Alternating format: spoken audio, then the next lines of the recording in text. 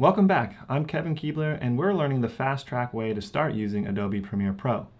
In our last video, we created a new project, imported clips, and input data associated with those clips.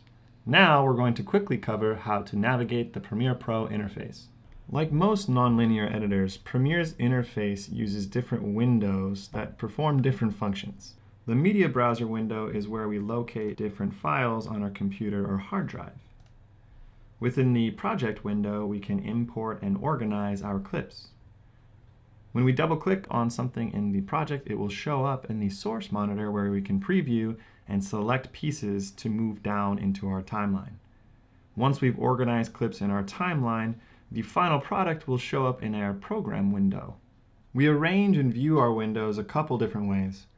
The first way is to select the Windows tab to use Premiere's preset window workspaces. By selecting these, Premiere rearranges your windows to best suit the purpose of the job to be done, whether editing, color correction, or metadata. I'll be using the editing workspace. If you aren't seeing a window, make sure that it is selected under the Windows tab. Once you see your windows, not only can you resize, you can also choose to move your windows to create your custom layout. If I drop in the center, it will create its own tab. If I drop on top, it will create a separate window on top, same as the bottom. Let's go over the main features you'll be using in each of these tabs up top.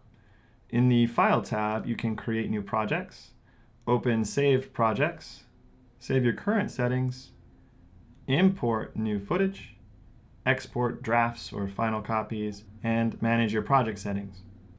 In the Edit tab, there are two main features. The first is keyboard shortcuts. Here is where I can review all of the keyboard shortcuts that associate with different actions within Premiere Pro. For example, undo. Now, I programmed this earlier to be A, but I don't want that. Well, you can change each shortcut by selecting and pressing Edit, and I want this to be Control Z.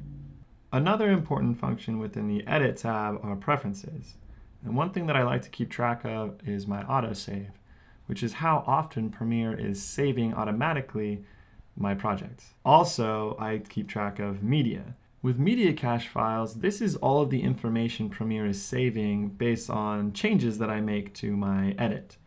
You want to make sure that you save this to a hard drive that has a lot of space. So my operating system is really full, so I always save this to an external hard drive. And the last thing I want to go over is that within each window, there are dialog boxes up in the upper right.